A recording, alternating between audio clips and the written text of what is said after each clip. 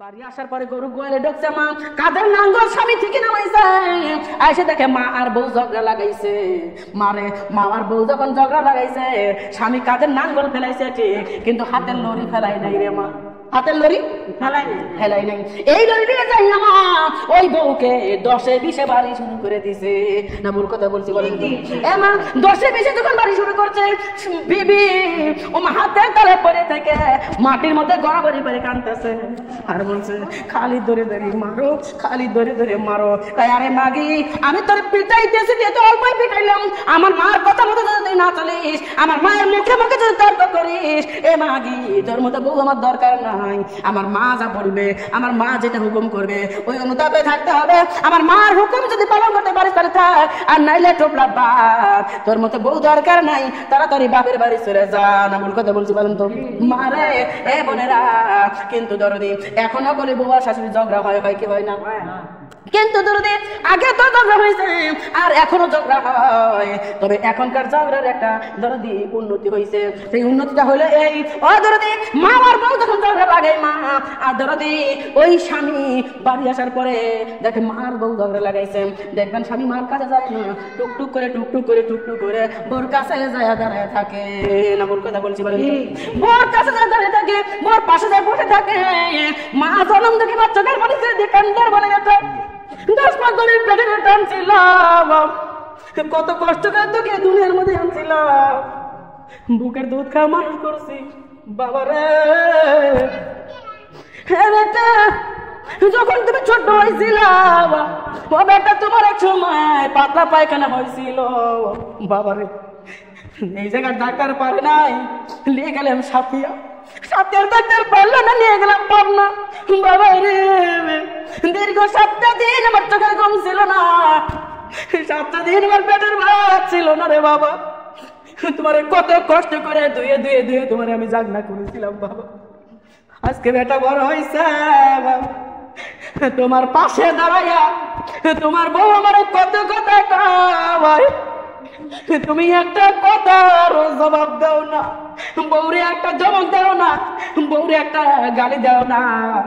তোমার বেটা ডাক দেখায় মা, আমি তো সব শুনতেছি মা, আমার বউ তো কবি কইতেছে, এমা তুই তো বেশি কোস, এমা আমার বউসে তোরই বেশি দোষ বলে। না ভুল কথা বলছি?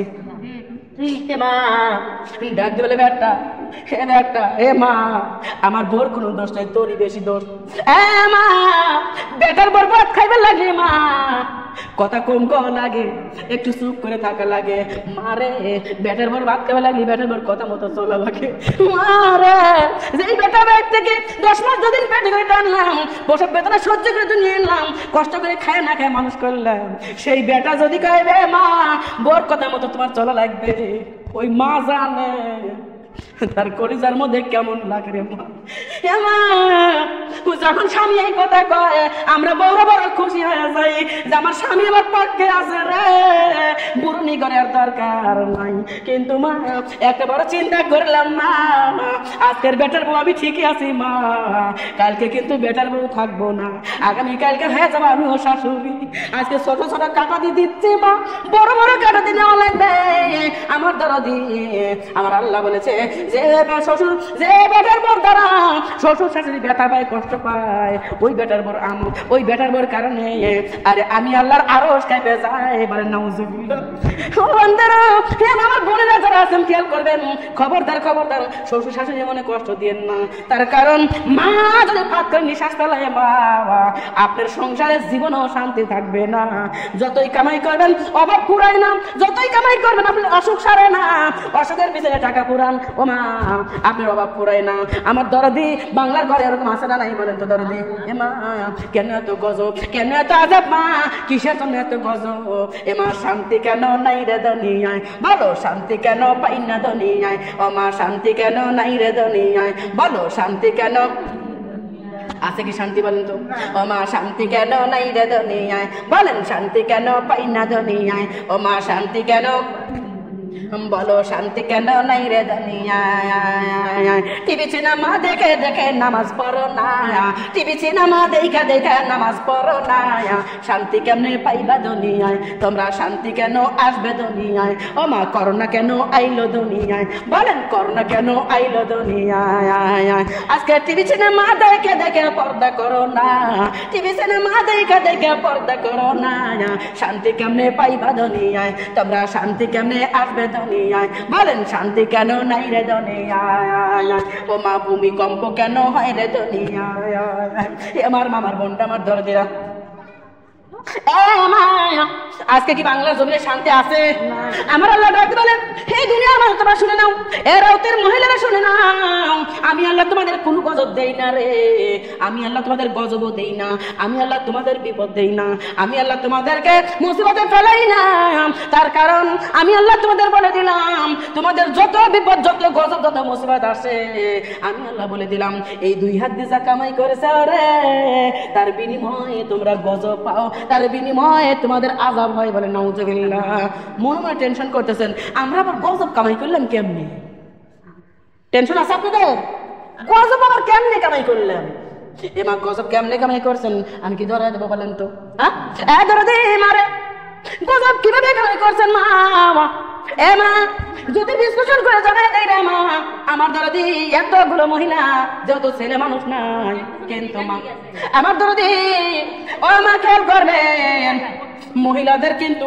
কিছু বিষয় জানার দরকার আছে না নাই বলেন তো মারে আমি আপনাদের পেটের বিটি আমি অনেকের লাতনের সমতুল্য আমি অনেকের বোনের সমতুল্য যদি একটু গোপন কথা কই রাগ করবেন আপনারা দরদি মারে আপনাদের কেন গজব হয় না কিভাবে গজব কামাই করেন খেয়াল করেন মারে এমন মহিলা এই দরবারের মধ্যে হাজির আছে রে মা এ মা ও দরদি যারা 5 ওয়াক্ত বাবা নামাজ পড়ে অথচ তার নামাজ এক ওয়াক্ত নামাজও কবুল হয় না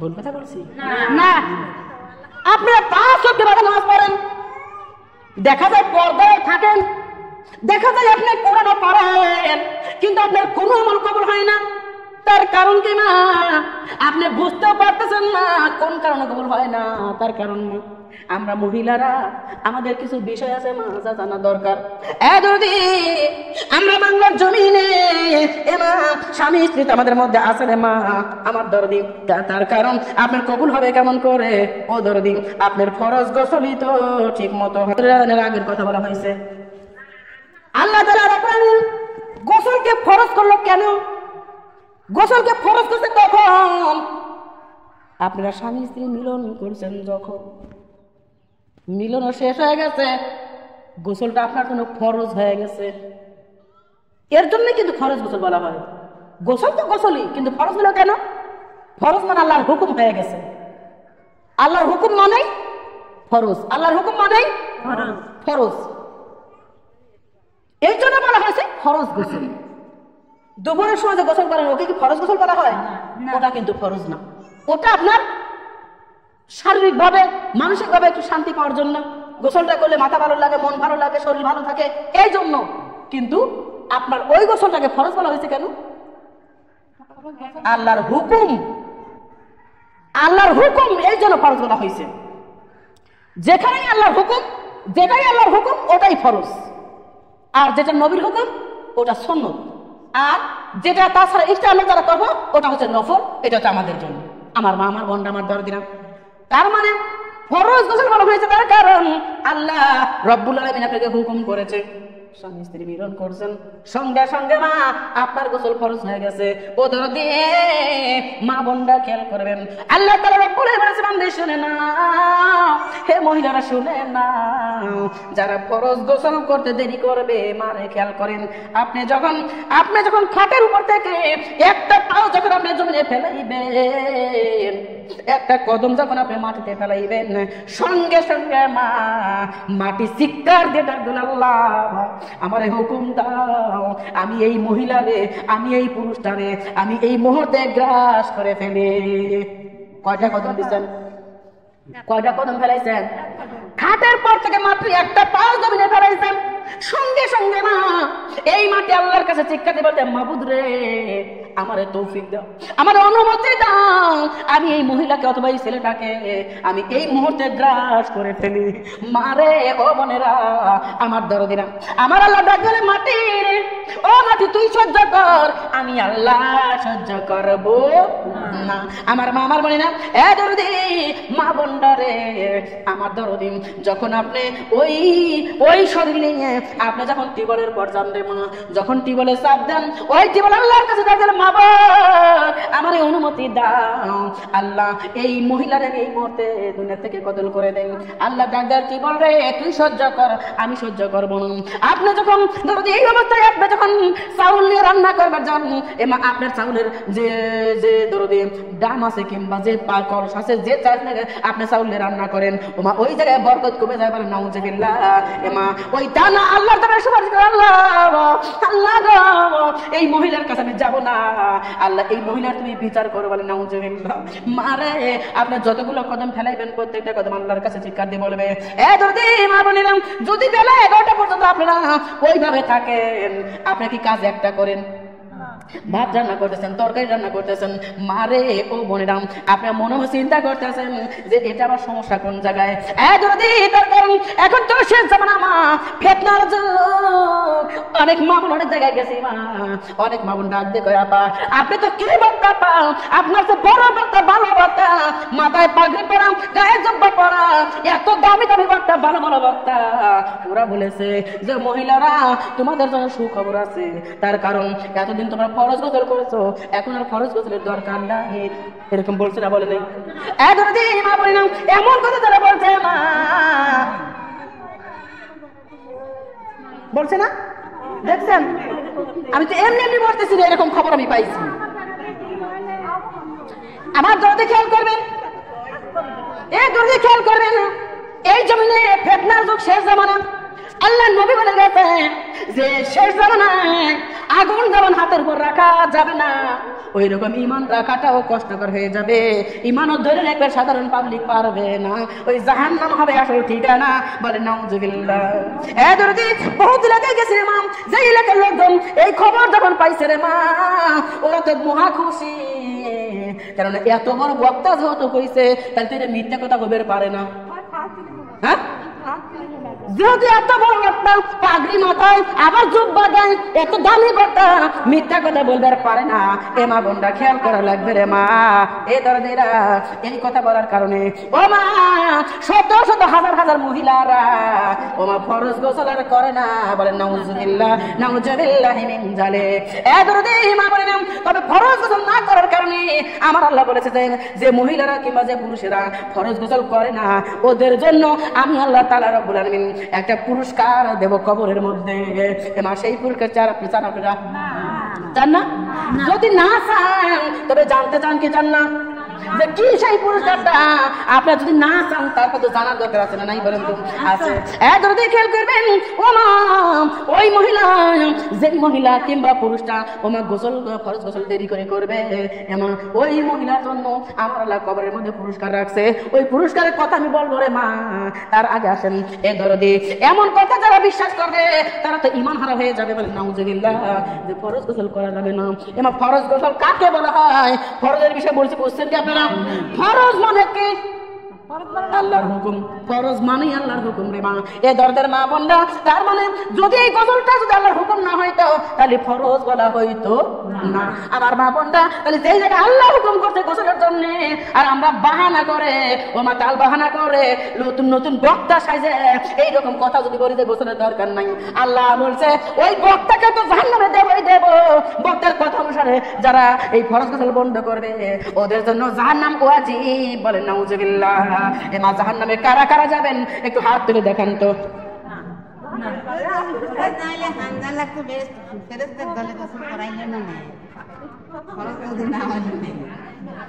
শোনার মা বোনরা খেয়াল করবেন, আমি যাবো না, শোনো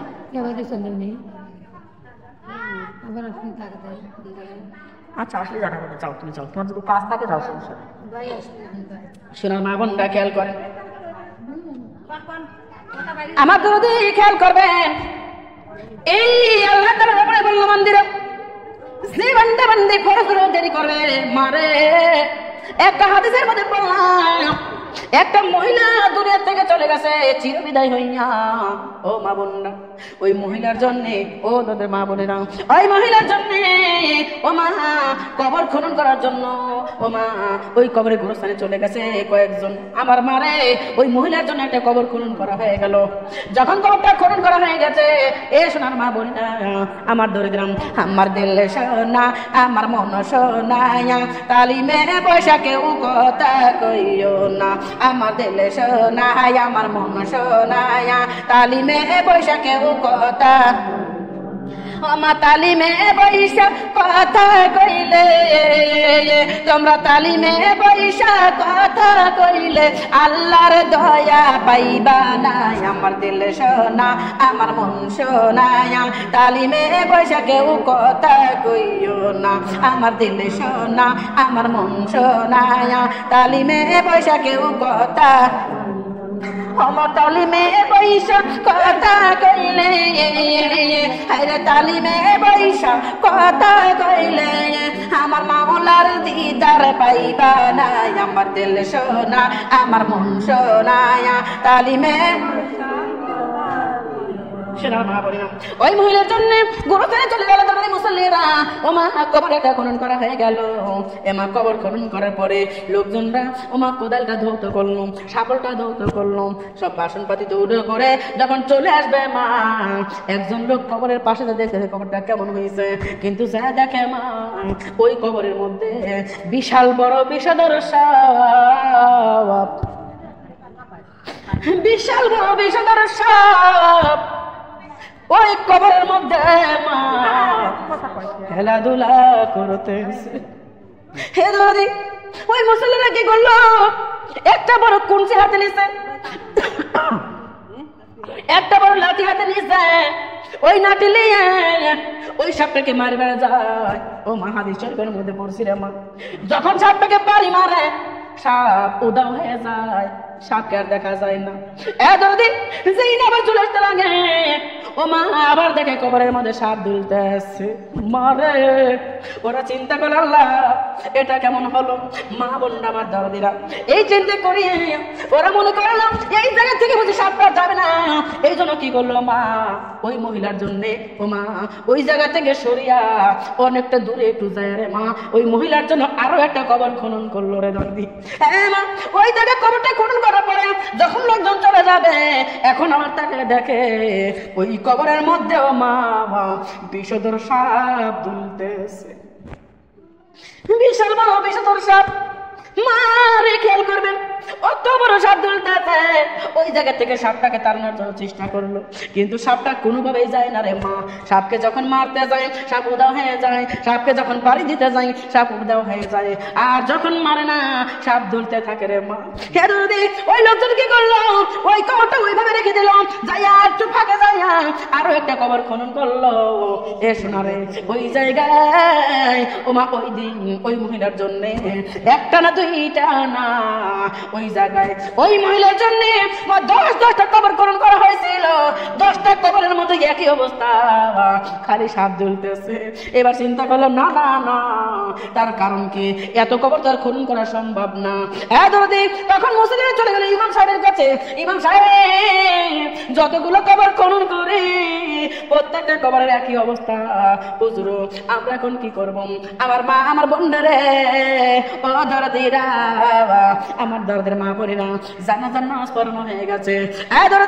তখন ইমাম সাহেব ওই মহিলার স্বামীকে ডাক দিয়ে বলতেছে, ভাই আপনার বিবি এমন কোন অপরাধ কি তার জীবনে আছে যে সে অন্যায়টা করছে, সে কি নামাজ পড়ে না? ওই মহিলার স্বামী ডাক ধরতে, হুজুর আমার বিবির জীবনে, আমার বিবি নামাজ কোনদিন কাজা করে নাই, আমার বিবি নামাজ পড়ছে আমি দেখছি, আমার বিবি পর্দায় থাকছে আমি দেখছি, আমার বিবি কোরআন শরীফ পড়ছে আমি দেখছি, হুজুর আমার বিবির তো কোনো দোষ নাই। না না, নিশ্চয়ই কোনো একটা দোষ আছে যার কারণে কবরের মধ্যে এই আযাব হচ্ছে, এই আযাব আসতেছে। ডাক দিলে, হুজুর আমার বিবির তো আমার জানার মধ্যে কোনো অন্যায় পাই না, তবে হুজুর আমার বিবি বিবি ফরজ গোসল করতে দেরি করেছে। আমার বিবি কি করবে? ফরজ গোসল না করিয়া বেলা 10টার সময় 11টার সময় কয়টা কাপড় ভিজাইছে, আমার 9টার সময় কয়টা কাপড় ভিজাইছে, কাপড় চোপড় খাইছে খুঁজে তারপরে গোসল দিয়ে উঠে আইছে। হুজুর আমার বিবি এইরকম করে গোসল করছে, তাছাড়া আমার বিবির আর কোনো দোষ নাই।